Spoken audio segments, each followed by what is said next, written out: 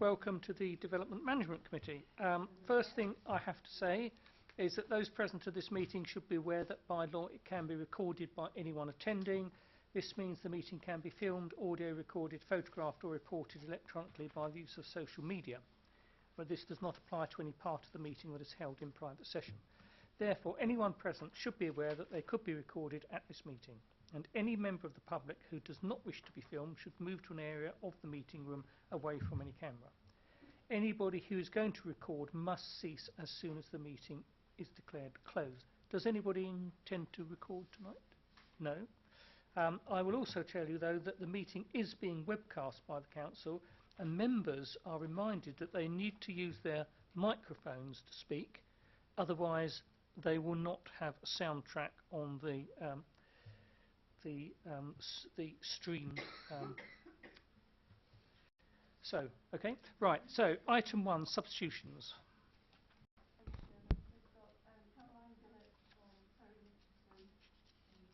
Coleman for John Beckerman, and apologies from Maureen Cook, Alan Chesterman, Terry Mitchison, John Beckerman, Irene Dean, Darren Bennett and Jill Weston.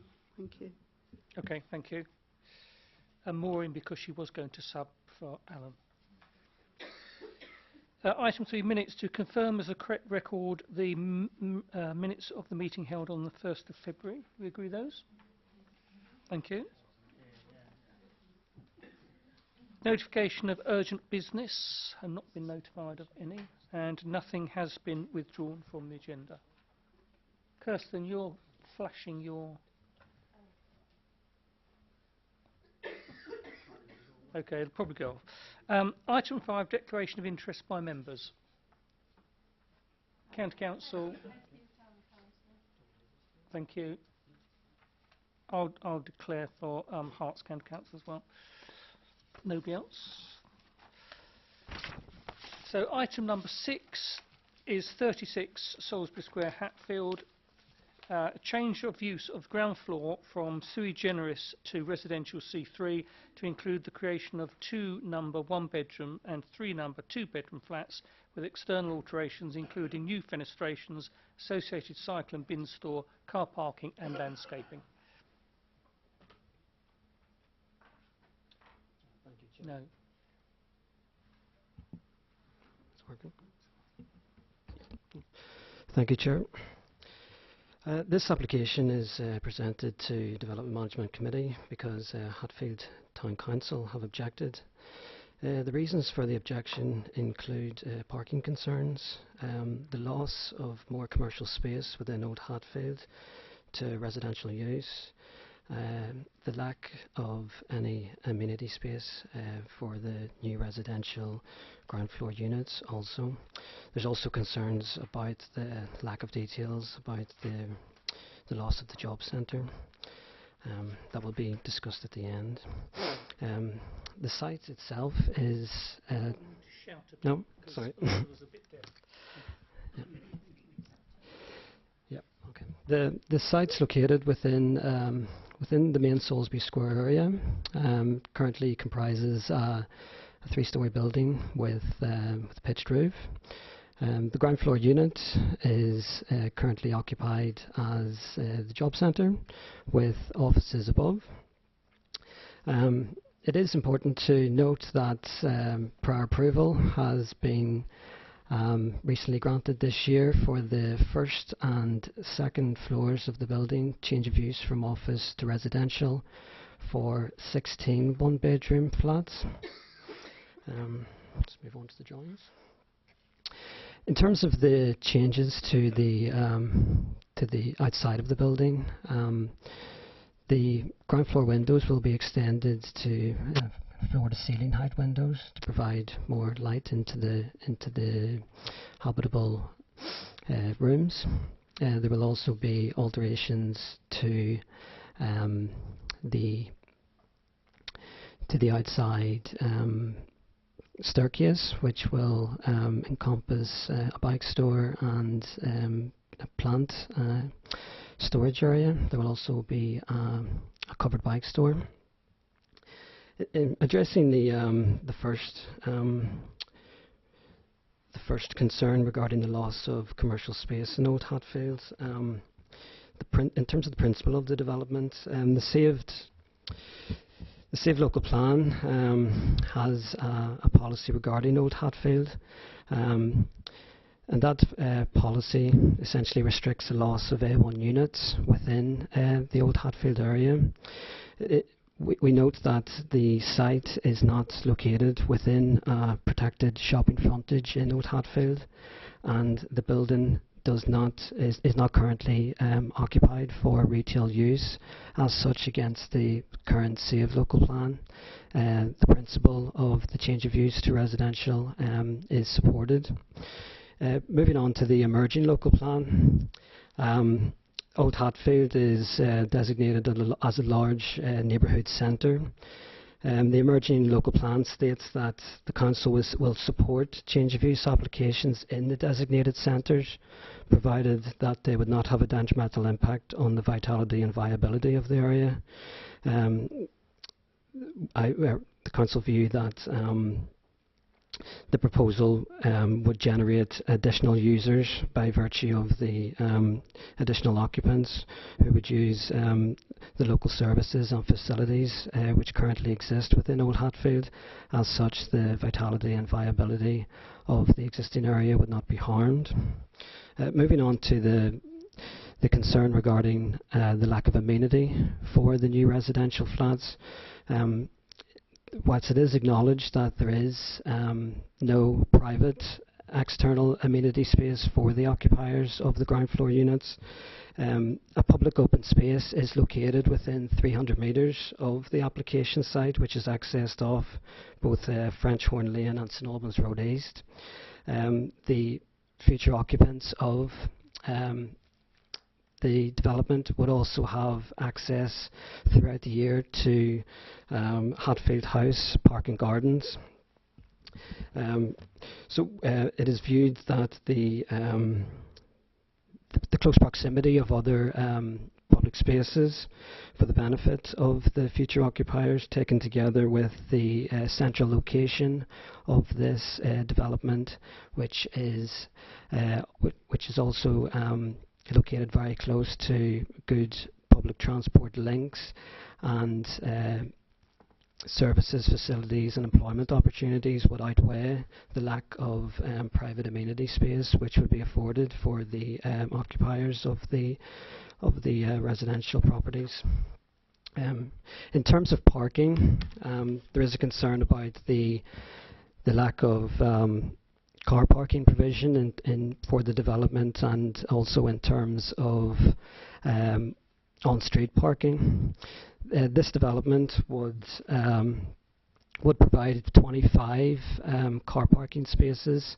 Whilst 25 is obviously clearly in excess of the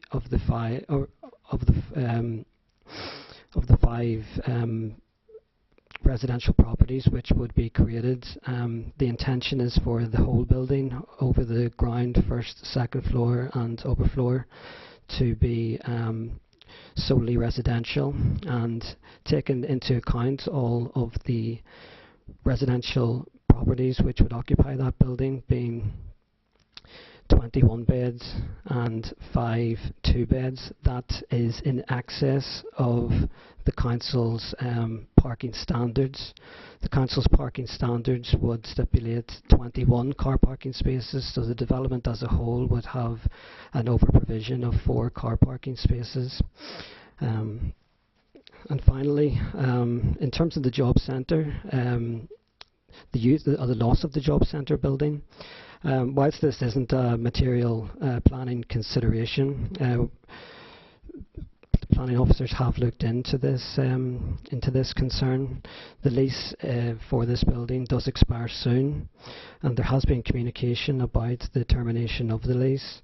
However, it is the intention for the job centre to remain in Hatfield, and the owner of the building is also supporting an extended lease in order to facilitate the transition of the job centre into another facility within the Hatfield area.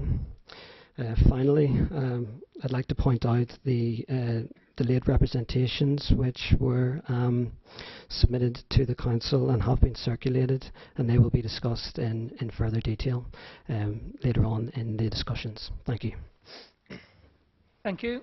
Now we have public speaking on this item and the next one.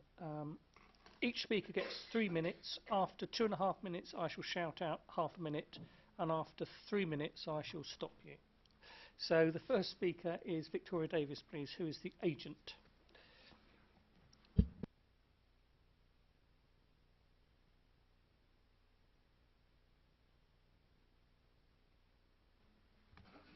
Thank you, Chair, and thank you very much for the opportunity to speak to you this evening. I haven't got an awful lot to say to you because I think all of the main issues have been fully addressed in the officer's report, which is in front of you, but there are just a few points I'd like to highlight in terms of the benefit of the scheme. The site is a windfall site, not a site you've allocated in your local plan, so it contributes to your housing supply and obviously in turn reduces land take elsewhere. As has been set out to you, prior approval has been granted for the first and second floors of the office building, so they could already be turned to residential. And if this planning application and the next one you are considering are also granted, the building will contribute a good number of dwellings towards housing need. The site is a highly sustainable location. Residents would have good access to transport options other than the private car. As you all know, the NPPF sets out that sustainable development has 3 strands: social, economic and environmental. I would put to you that in terms of the social benefits, the provision of housing weighs in favour of the application. It's a small but valuable contribution in my view. Economically, there would be jobs during construction, new residents to support existing facilities, and environmentally there would be the reuse of previously developed land in a highly sustainable location with good access to public transport. I think the planning officers adequately addressed the concerns about commercial floor space, so I won't reiterate those points. It's been accepted that the proposed changes to the building would result in a visual improvement, and your conservation officer is satisfied there's no adverse impact on the conservation area or any nearby heritage asset. The scheme provides sufficient parking, car parking, cycle parking and refuse bin storage in line with your standards. Flats would all have a good level of sunlight and daylight and would meet the national floor space standards, and adequate levels of privacy can be provided. It's acknowledged there's little amenity space on site, but as already set out to you, there is good access to nearby facilities. I'd just like to reinforce the planning officer's conclusions in the report to you, which were that the proposal would maintain and enhance the subject building, a good standard of living conditions would be created, and there would not be any adverse impacts on living conditions of neighbouring residents. The proposed development would meet the council's car parking standards. Thank you. Acceptable refuse provision would be provided, and there would not be any material impact on highway safety or capacity. The proposal makes effective and efficient use of a previously developed site, and the location would make it highly accessible for local amenities and public transport.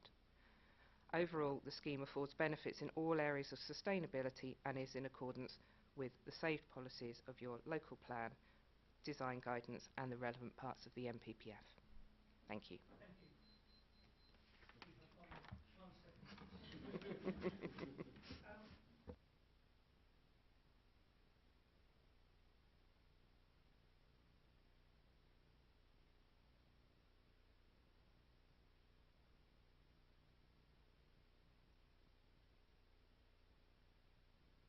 Old Hatfield Residents Association. I understand you have all this information in your documentation to have a read. Not only is there issues with regards to the application here, the other major issue in past, if we look at past planning applications, is the concern we have with regards to where the development is. It's near the Great Northern Public House, which is just across the other side of the car park, and you previously, in a similar situation with regards to the Jaipur, again wanting to keep offices space for commercial as well, and maybe business and shop and retail. It was deemed that the turning the Jaipur into 4 flats wasn't good because being near a public house there could be complaints of noise and stuff like that. So We object on that point as well, because the Great Northern is just across the other side of the car park. We've had instances where people in the new development down Almond Sword Lane, again, complain about the noise from a pub, and we have these issues. Wonderful pubs in Old Hatfield, come and try them. The Eight Bells is a wonderful pub, and he's had working with the local people as well. So that's one of our objections. In addition to this, we are concerned, again, that the developer hasn't really had any consultation with either ourselves or Gascoigne Cecil with regards to the development coming in, because there's a big major project should be going on within Salisbury Square and Old Hatfield, with the view that the walk from the station down into the new developed Salisbury Square will cut across their car park, and there's been no dialogue with anybody within Old Hatfield or Gascoigne Cecil that this is going to help in any way. So once it could have a detrimental effect against the whole of the development of Salisbury Square. And really, do I need to read this, or have you all read? You've seen it, okay. And as it says, just bottom, the developer must consult with GCE and OHRA on all the above points. If you feel you need to accept this development, then please can you make certain that some of these conditions that we've asked for are put in place, so that we have some sort of say over what these people do to Old Hatfield. Okay? Thank you.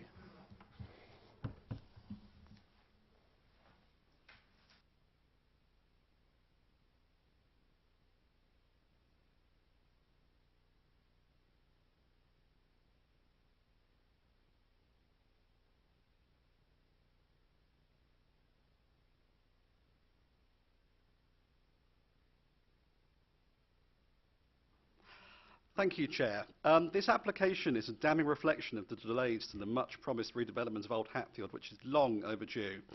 Now, over the past few months, a list was reported in the news of potential closures of job centres. Hatfield was not on this list. And if this goes through, I think I'm right in saying that there is not another job centre in the whole of our borough. Where exactly will our residents go? And there's too many unanswered questions. There's lots of maybes in the officers' reports, but no firm guarantee of where residents inside and outside of our borough can go to access those vital services. Now, just a few months back, you refused an application for the change of use of the Jaipur Curry House just around the corner of this site for a conversion into flats. This was on the grounds that it will be harmful to the viability and vitality of the area, contrary to paragraph 23 of the National Planning and Policy Framework. I therefore urge you to see if there's a way you can apply the same logic again when considering this application tonight, given the significant benefit that a job centre brings to our town. We've heard about parking concerns to local residents. Now, parking is pretty bad in Old Hatfield at the best of times at the moment. And looking at the conditions that have been asked for by the OHRA, I'd ask you to look at the one that would restrict residents of this proposal from applying for parking permits in the nearby areas, so that residents don't have to lose out on parking outside their existing properties as a result of this new proposal. I also note on the plans I saw that spaces 19 to 25 on the car parking layout were in quite close proximity to some of the ground floor flats.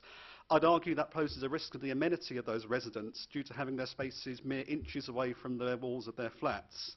I also have very big concerns about the lack of amenity generally, lack of green space for them to go to. There's some green space there now, not much, but when the Salisbury Square eventually gets done up, is that green square still going to be there for them?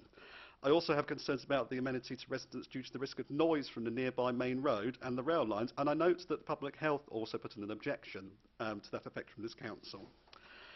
It's also been pointed out to me that in line with WHBC policy SADM4, the proposal must not harm the proposed access route from the station to Salisbury Square. This is because it's central to Gascoigne Cecil Estates regeneration plan and to the sustainable development of Old Hatfield and Salisbury Square, which WHBC planning policy SP5 designates as a neighbourhood centre. I would also note I was very disappointed to see the comments from Councillor Kirsten Holman in the Welwyn Hatfield Times this week in regards to this proposal. I do feel she should have declared an interest in the item before us and the following one on the grounds of those comments. I think it was disgraceful and a letdown to her residents and her ward and across the borough. Councillors, when residents were promised a redevelopment of Old Hatfield, I don't believe this is what was intended. On the grounds that I've discussed tonight, I urge you to refuse the application. Thank you. Councillors, I just want to point out that I don't believe the job centre position is relevant to this. The job centre has a lease of this property, or it leases the property, and that is coming to an end. The landlord can decide what he wants to do with his property, and if he decides not to renew the lease to the job centre, then they have to go elsewhere. We have heard tonight that the landlord will help the job centre find somewhere else in Hatfield and will extend the lease in the meantime to enable them extra time to do so. Just bear that in mind, please. Right, councillors, questions, comments? Yes, Paul.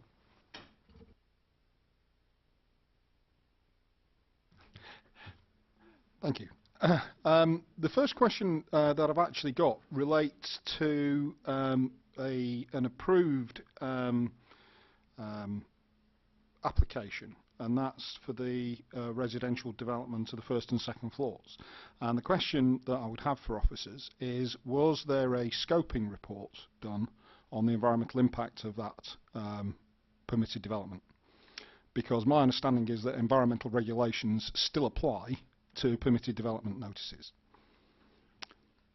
Do you know? I don't believe a screening or scoping opinion was issued by the authority in respect of the prior approval for those floors, no. Okay. Can I possibly encourage officers in future to look at whether at least a screening report should be required for permitted development, because as I understand the regulations, that is something that we should be ensuring doesn't have an impact on environmental impact. In terms of the actual proposal, whilst the situation with the job centre may not be pertinent, I think paragraph 23 of the MPPF really is. This is a designated neighbourhood centre. It has issues around viability already, and what we're talking about doing is allowing the change of a commercial building into a residential development. Now, if we're happy to undermine the viability and variability of a neighbourhood centre that's designated in our local plan, then maybe we should be looking at approving this application. However, I do think that it is beholden on us to look very carefully at what the impact on the viability of that neighbourhood centre is, particularly, as James mentioned, in relation to our refusal of the Jaipur application, which was turning commercial space into residential in a similar way to this particular proposal. So I'd like to get officers' thoughts about why, given what the MPPF paragraph 23 says, we are not looking at a different proposal here.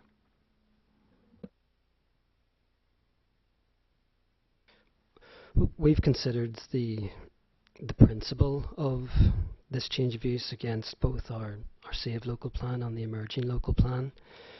You refer to the other application in Old Hatfield. I can't really comment on that too much, as I haven't seen the full details of that application. It may have been that building was a protected shopping frontage, but this building is not. That I can't really comment on that too much. As a reason to really refuse this application. In terms of viability and vitality, whilst there would be potential loss of the job centre building, the addition of 5 flats would help to support the convenience stores there and the local services and facilities of Old Hatfield. Not just between 9 to 5, but at extended times of the day as well, and into the weekends. So in that regard, I think that vitality and viability would, in the very least, be maintained.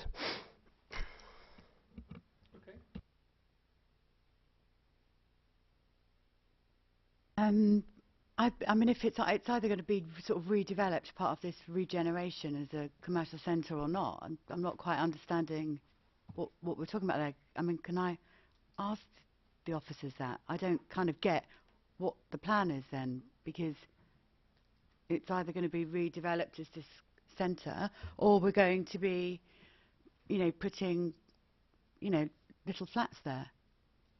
What is it? What's the plan? Gascoigne Cecil Estates have planning permission for the redevelopment of Salisbury Square. Yeah. That would require them to enter into negotiations with a number of landowners in order to deliver that scheme. The applicant for this scheme would be one of those landowners.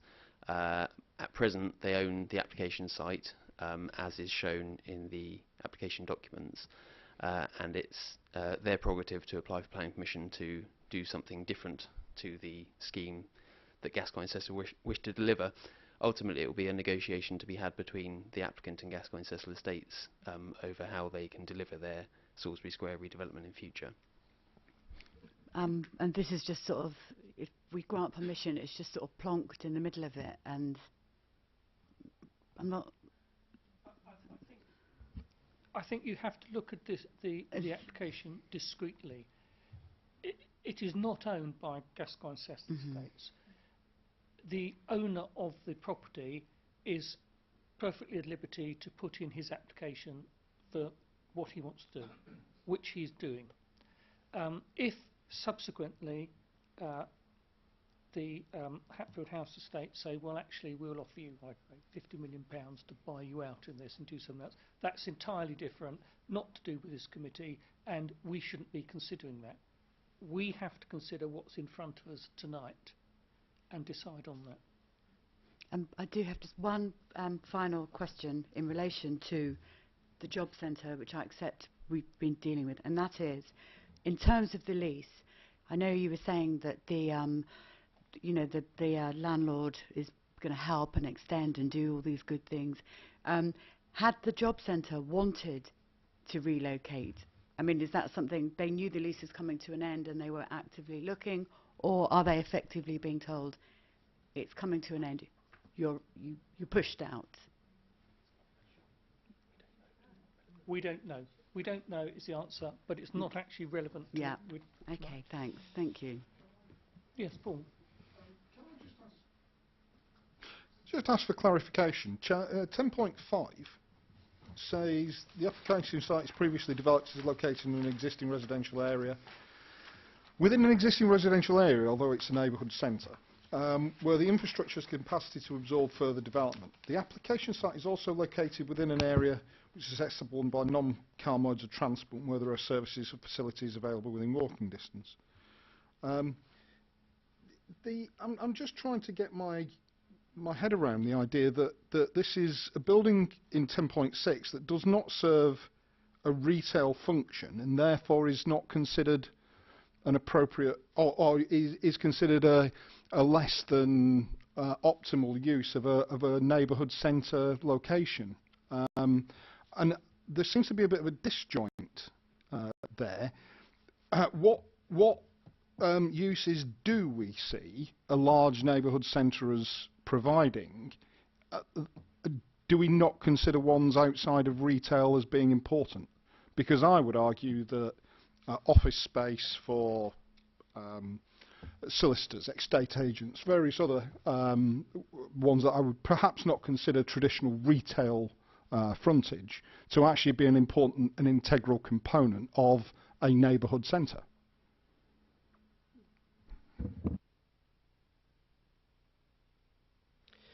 In terms of the neighbourhood centres, kind of retail one uses is the use really that's significantly promoted in the areas, and alongside that you have other mixed uses to support that. It is unfortunate that the interest of A1 retail isn't as expected in Old Hatfield, and we have to react to that. I can't really say much else in terms of terms of what our local plan and our emerging local plan actually says regarding that, where it restricts the loss of A1 uses. Yeah. Okay.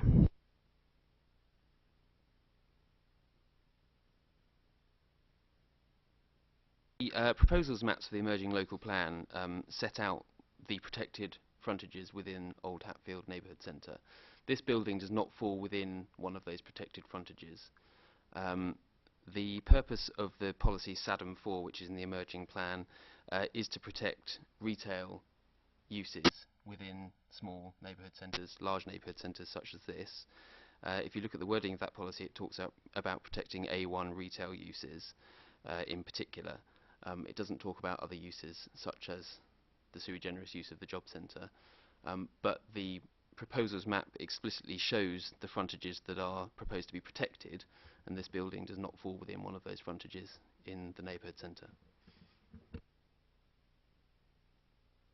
If I could just come back on that, whilst that's undoubtedly the case, that the Welwyn Hatfield policies are particularly geared around protecting retail use, the protection of neighbourhood centres and town centres within the NPPF doesn't reflect a sole concentration on A1 use, does it?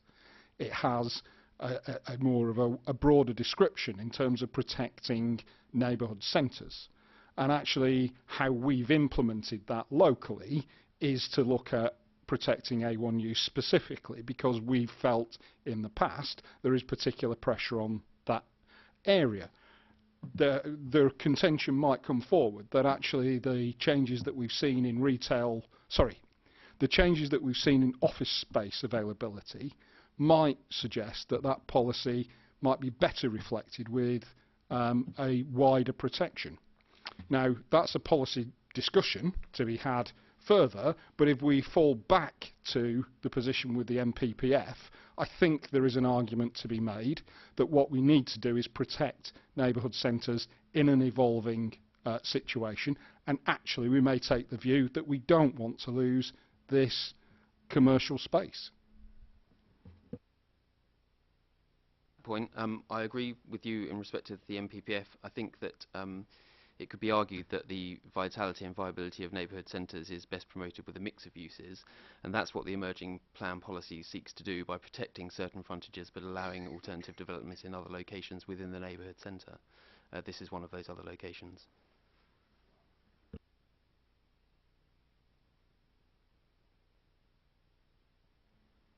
Thank you, Chair. I do agree with Councillor Zukoski. I do have a concern in terms of loss of office space and obviously job centre. Now I accept that the loss of job centre is not a planning consideration. However, I also heard that the applicant has agreed to extend the lease in terms of finding a new place for job centre. Now, is that been conditioned somewhere or just a verbally agreed? Can we condition that somehow, somewhere? Because how can we assure that we will still have a job centre within Hatfield? Oh. We can't condition what might be a contractual agreement between two other parties. That wouldn't be reasonable for us to try and control that through condition. That statement has been given to us by the applicant's agent. There's no reason to think otherwise, but that's our understanding, that they have offered that extension of the lease, but we can't control that. Okay, thank you. So, which means I think the application what we turned down for Jaipur, I think on the same basis, which means this is exactly similar. So in order to be consistent, I'm not going to support this. Thank you. If we look at it from another point of view, obviously this is a prime piece of real estate because of its location near the station. The job centre, does it not mainly work, do they not work from Monday to Friday, which means the weekends the building is empty? I think you could regenerate the area by bringing in people who would be living there and then giving something back to the community. That's my thought. Okay, thank you.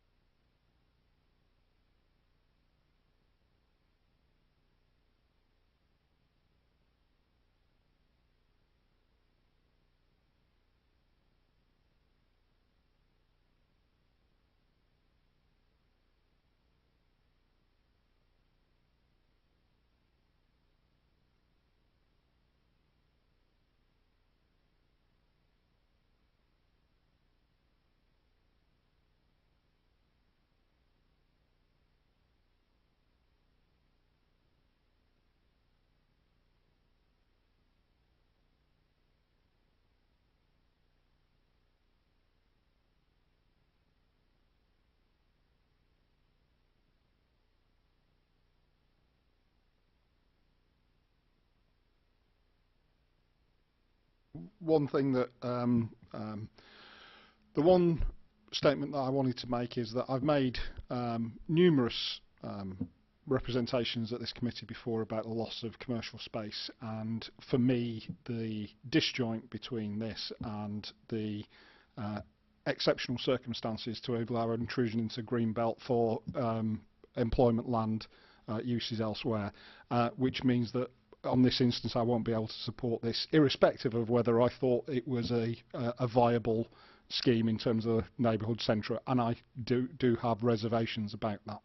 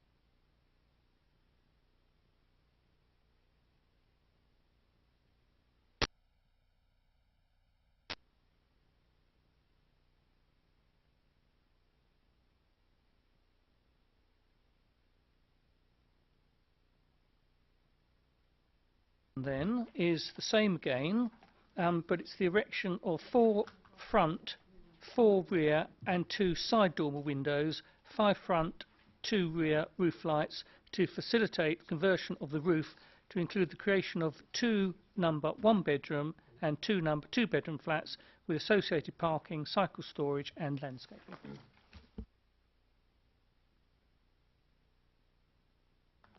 Thank you, Chair. This proposal is for the alterations to the roof of the subject building to facilitate some residential accommodation to number 1 bedroom flats and 2 number 2 bedroom flats. In terms of design, the dormer windows are acceptable in design terms and supported by the Council's historic building consultant also. The roof lights would be conservation style, In terms of parking, for the residential accommodation, I just have to repeat what I said on the previous item, in that 25 car parking spaces would be provided for the total building in residential use. So for the late reps are also acknowledged, as mentioned in the previous item, subject to the suggested conditions, requesting details of the external materials to be used, and other conditions. The planning officers believe this application should be approved planning permission. Thank you. Same speakers again. Victoria Davis, the agent, please.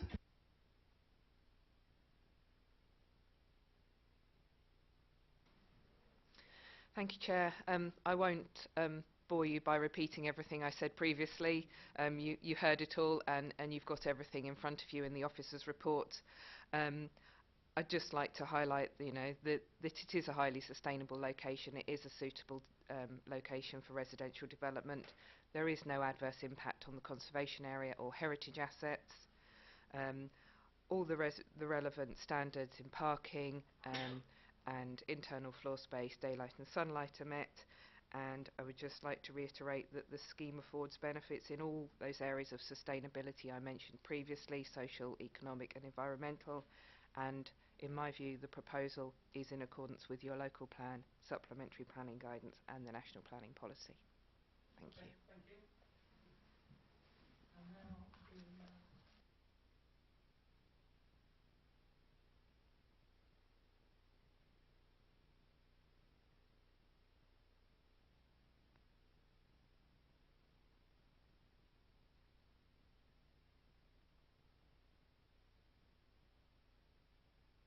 planning application. That's why we object as a local residents association. There is also issues where there's lots of overdevelopment, similar to what Councillor Sikowski said. In the area, there are lots and lots of office spaces being turned into residential, and there is a massive overdevelopment down the A1000. And in Salisbury Square Away, you've got Willow House, you've got bank buildings. They've all been turned and had reapplications to impact on parking and everything else. The parking is a very, very big issue because there is not enough space already for the residents living there. And really, we'd just like you to consider this and the fact that the developer has not really engaged with us in any real way.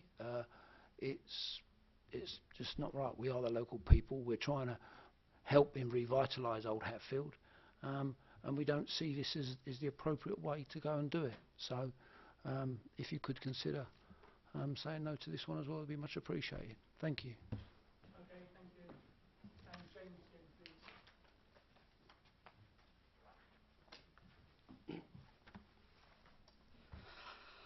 Thank you, Chair. Much like the others, a lot of my thoughts on this application are similar to the one you just discussed, so for the sake of us all getting home to the warm, I'll skip over some of those bits. I believe, though, by adding this roof conversion and cramming lots more people into this building, that it may begin to raise questions of overdevelopment or lack of amenity by cramming more people into this building. Whilst there are plenty of the properties around the area within the square that have flats above the shop, so to speak, I'm not aware of any that have converted the loft into accommodation. And I wonder whether that would set a worrying precedent for this area and whether it would constitute suitable development. Much like before, it raises further concerns about the amenity to residents, both from the noise that they may get from the local public transport routes and the lack of green space within the local area. Parking before is a major concern, and I'd ask you, if you're minded to approve, to look at the conditions that the OHRA have raised, which I think is a sensible solution. I'd ask you again to consider the precedent about this application when you consider your decision, and ideally refuse it or look at the conditions that you can put in place to mitigate the impact on local residents. Thank you.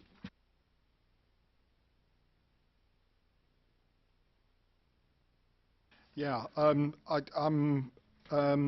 can I just have clarification at of two things? The first is that this space is not currently in any use at all. This is a roof. That's correct. Okay. So the argument that we made for the previous one, in terms of office space, it simply doesn't apply because it's a roof. The question that arises for me, however, is in terms of access and amenity for residents, if this is granted without a grant, with actually a refusal of the first application.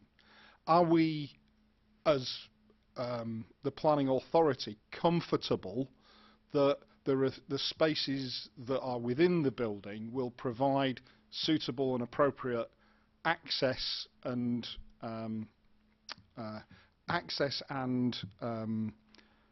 security, fire security? Will it comply with the building regulations? Because I think if we're not convinced that it's even got an opportunity to comply with the building regulations, potentially we shouldn't be approving it, should we? And in terms of what James said, just a confirmation that the spaces within the units are to the minimum standards that we should be expecting. If you could confirm that, I'd appreciate it. The rooms of all of the flats comply with the nationally described space standards. In terms of lack of amenity, amenity is quite a broad term, but they would be afforded acceptable living conditions in terms of the fact that the size of the rooms and the size of each flat accords with the nationally described space standards. The introduction of dormers and conservation style windows as well would afford some additional sunlight and daylight into the rooms of each flat. In terms of private outdoor amenity, whilst there is none provided, as I've already alluded to, there is private amenity space very close to this development, and we believe that would satisfactorily offset the lack of amenity space. Moving on to building regulations and access to the roof space, the access would be afforded through the same staircase as the prior approval application. So that shouldn't be an issue, and I can't really comment on building regulations, but they have to get building regulations before they can actually occupy the development. I realise that, but what I'm saying is if we're convinced it can't meet the building regulations, perhaps it shouldn't be appropriate for us to approve. But if we think that, in terms of access space, in terms of the structure of the building, as the proposal is laid out in front of us, it can comply, then we should not take that into account. If you understand what I'm trying to say, if the access route through the stairways and so on was constrained in such a way that it meant that they couldn't meet building regulations without structurally changing the building in a way that would require planning approval, then we shouldn't grant. Does that kind of help? But yeah, if you say it meets it, that's fine.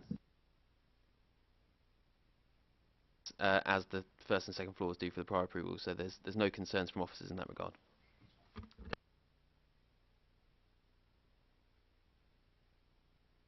Thank you. Given that the first and second floors have the prior approval, I think perhaps there is less concern with the roof space because, and certainly it doesn't relate to the arguments that were raised in the previous application. And I think maybe we know that our neighbourhood centres are changing, our town centres are changing, and mixed use, I think, is what we're going to see more and more of. And in some ways, residential is potentially going to help vitality because we will have people there, like you said, Barbara, at weekends, etc., and hopefully spending money in the neighbourhood area. So I will be supporting officers' recommendation.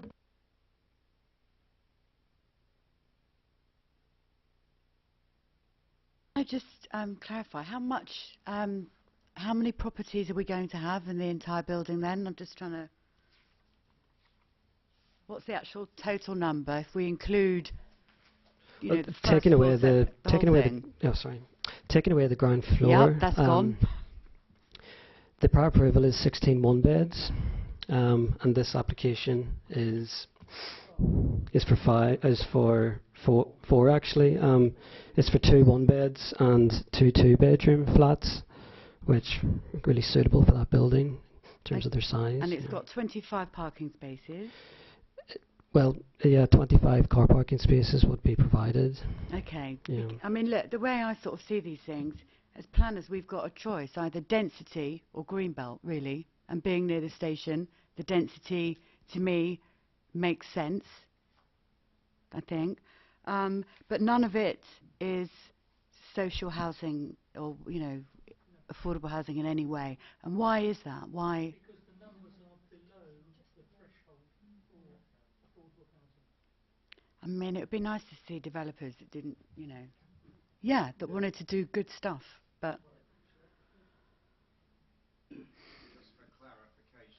As our current policy in the adopted district plan is a threshold of 25 units, I believe, for affordable housing. The proposed policy in the submitted local plan that's being examined at the moment is for 11 homes, so that gives us the chance to secure more affordable housing in the future because it will apply to more properties.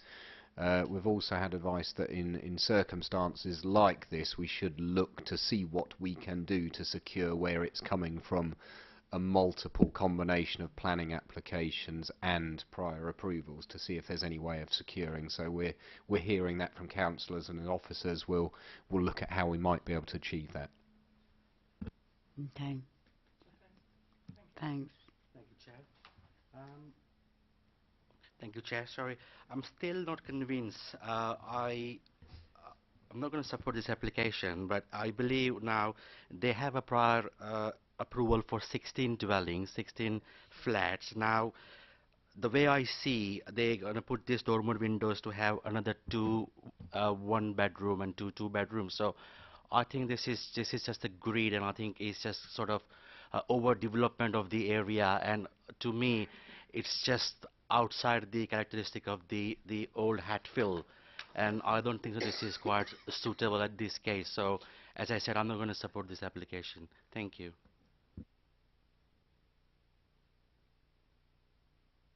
What the final comment I'm going to make is to say that I am going to support officers' recommendations on this because I see no rational way to, in planning terms, to refuse this. I think it's one that would be problematic to come up with a planning reason for refusal. So I will reluctantly support officers' recommendations on this.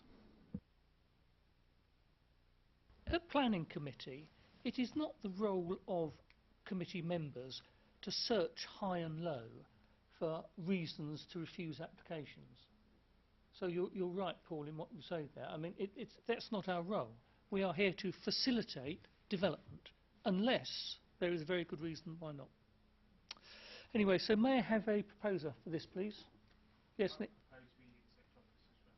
Thank you. Seconder? Thank you. All those in favour, please show. 4, 5, 6, 7, 8, 9, 10. And those against? And 1 against. Okay, thank you. Item number 8 is 124 Lemsford Lane, Welwyn Garden City, a garage conversion to include replacement of existing garage roof.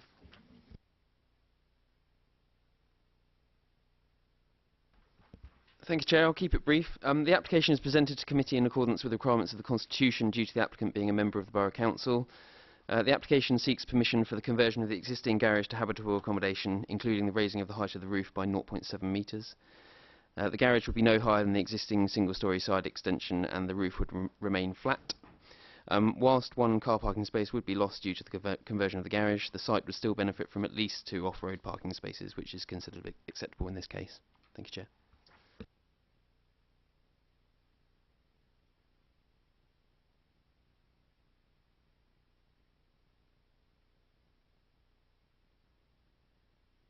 Thank you. I was just going to say that in light of the officer's report, yeah, I would agree. This is in my ward. There'd be very little impact on residential amenity.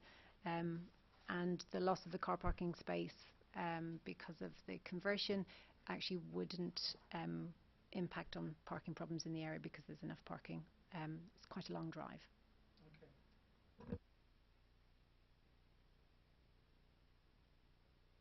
Just raise a question on that actually that I suppose is perhaps relevant. You said there is a long drive.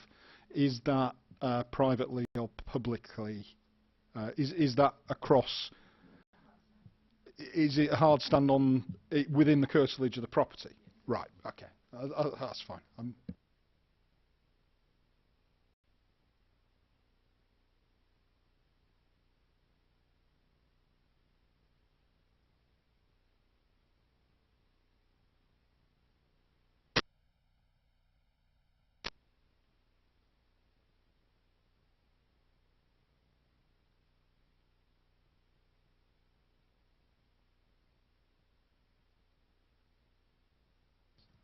Thank you, Chair. The reason this application is in front of members is because the applicant is a member of staff in the planning department.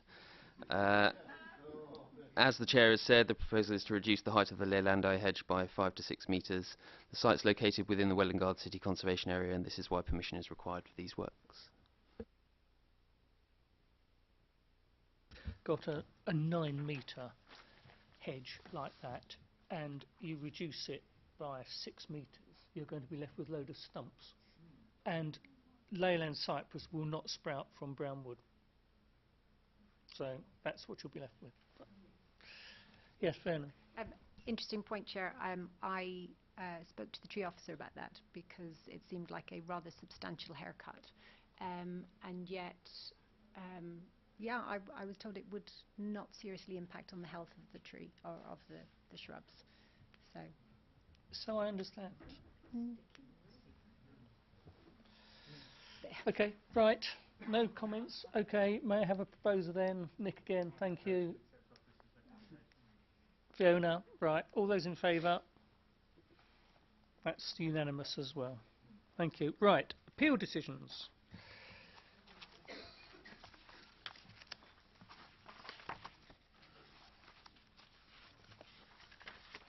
Any comments?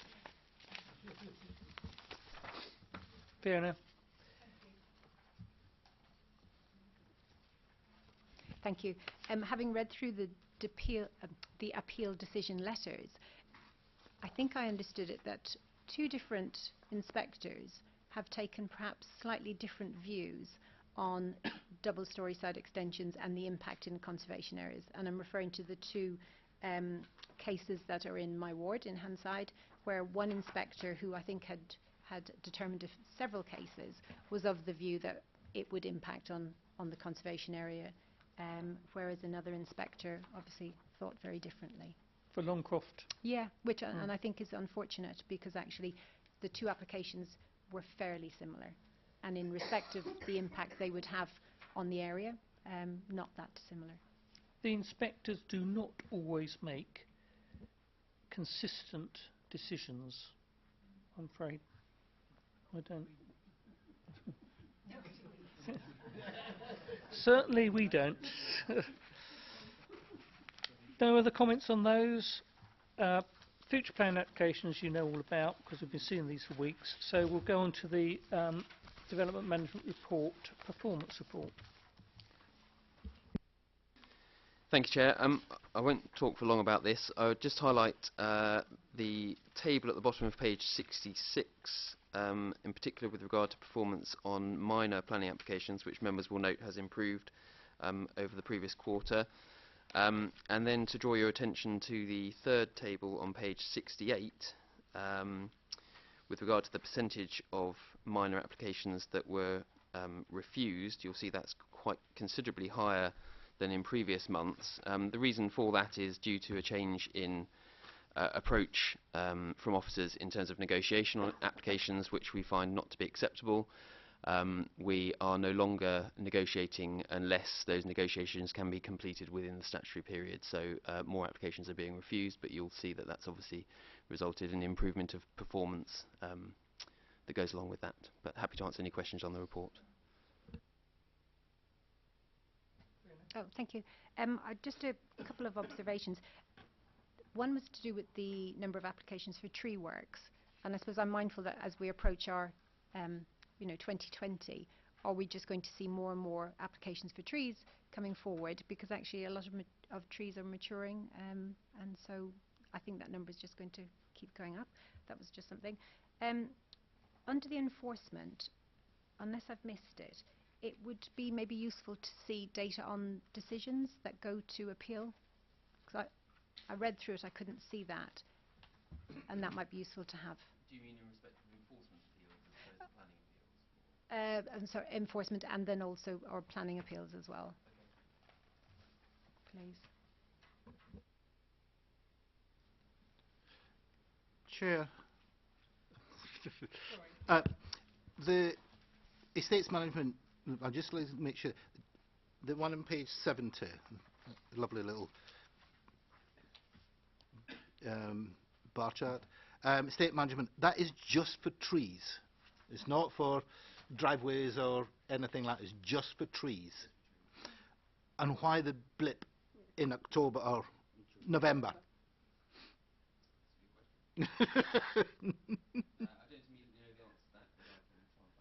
Yeah. It just seemed they all seem to be going at the right, the right level, and all of a sudden in November it shoots up. Yes.